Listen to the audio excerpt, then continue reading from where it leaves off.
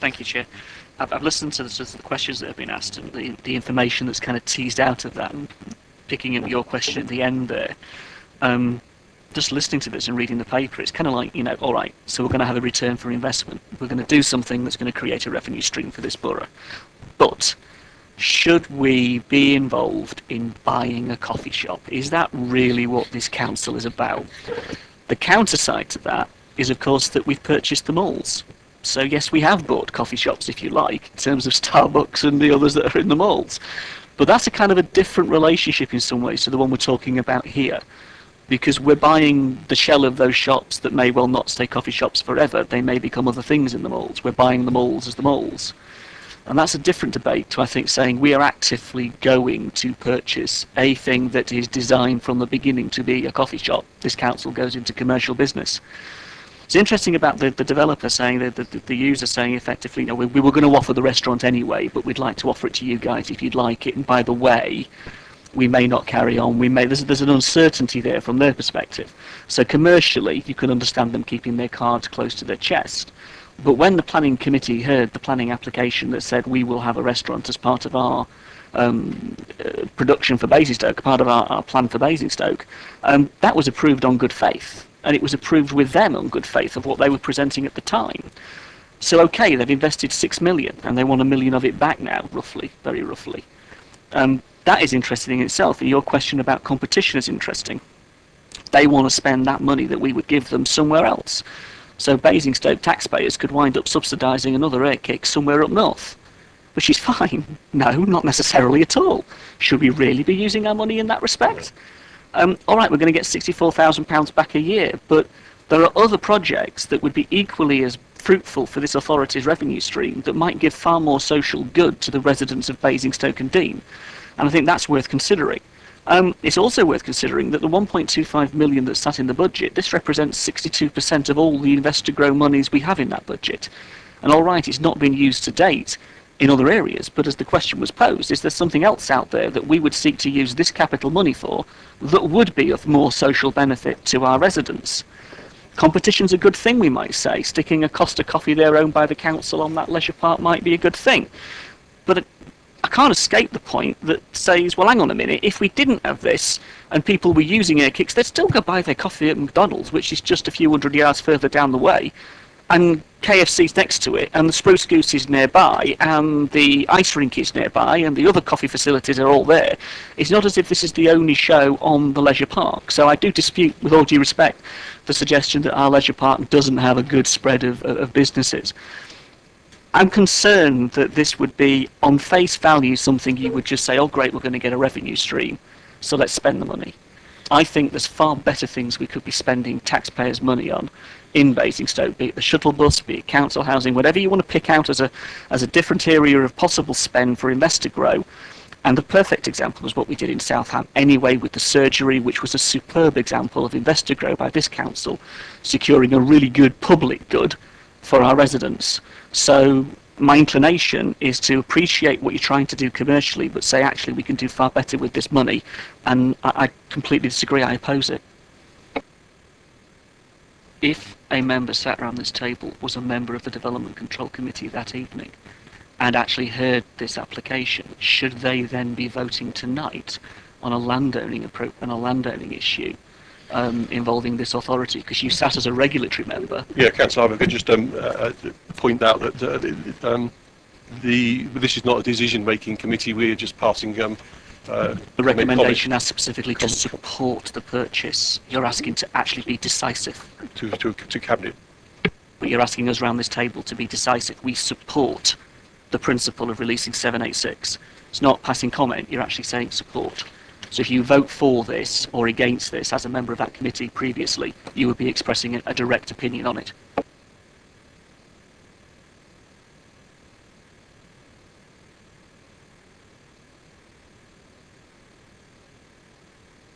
Point, and having you pointed that out, I will of course make the point that I was on that DC meeting, and the ultimate decision for this will be with Cabinet. So I feel that we can continue to participate. I think we have another member.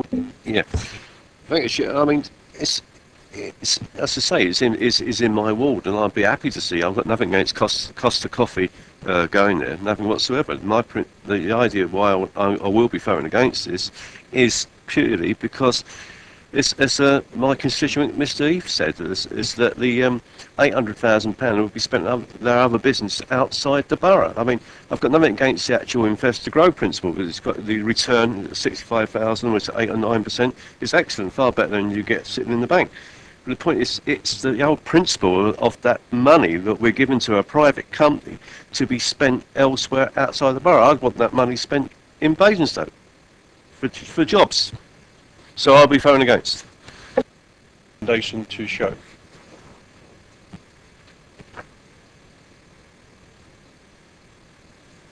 Thank you, members. Not wishing to support the recommendation.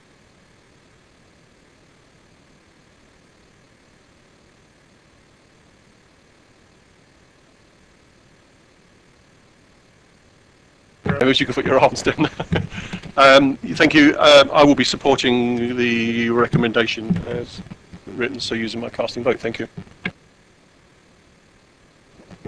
I would like the officers to take away, Chair, as a point of order, that as a member of DC... Thank you, Councillor. Would you wait and ask to speak before I speak? Thank you, Chair. Could I just ask the officers to take away the point that I raised in relation to DC? I didn't raise it lightly. It's not a frivolous point. It is a serious point. And if there are issues, we need to be aware of it.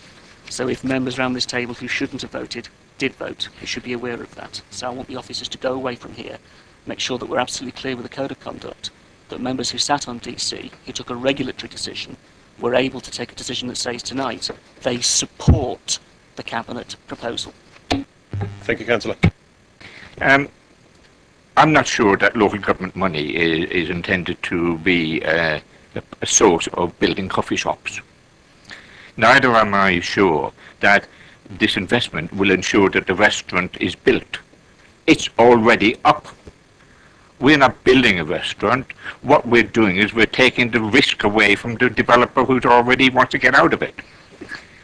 The leisure park doesn't need another coffee shop. It currently has 8 outlets on one small leisure park where you can get coffee or takeaway coffee. We're going to purchase a building to sell coffee, but we're not in the coffee business, and I do not believe that there has been any analysis of the coffee market, any risk assessment of the coffee market. The original developer, who's just finishing off the coffee shop, now wants to get out of the coffee market himself. I don't believe that we should be in the business of transferring his risk to us. I believe it's the wrong thing for the borough, for local government, and for local government money. So I would ask you to reconsider. Thank you. I understand. Can I just say that this is a risky business opportunity. That's what it is. We're not in the coffee market. There is no evidence in the paperwork that we've analysed the coffee market. There is no assessment of the risk in the coffee market. We are not in the business of doing it, and the paperwork suggests otherwise. You're confusing risk and assessment and other things with the equivalent have a of question, please. I'm sorry. Are you not confusing the risk of the coffee market with trying to get a rate of return on any type of project? This is not the kind of project, and if it is, are you not obliged to have a proper risk assessment and a proper market comparison on the issue? Thank you. Thank you. Do be careful with your coffee. Right, do you have 2 minutes? Thank you, Leader. Well, I'm asking you tonight to listen to the people who voice their concerns over spending £800,000 to buy this Costa coffee. We believe that it's not a proper use of public money, especially given the financial pressures the council is under. It's going to take you over 12 years to get the initial outlay back, and it's going to cost, and potentially not cost, Airkicks £800,000 to build the coffee shop. But because of the deal and the way the paperwork was presented at EPP on Tuesday night last, they're going to pocket the difference. And seeing it already under construction, it is surprising to hear that it would cost £800,000. People are angry to see you cutting the CAB. to see you cutting community schools, cutting funding to the voluntary sector, and justifying that by telling them that the budgets are tight.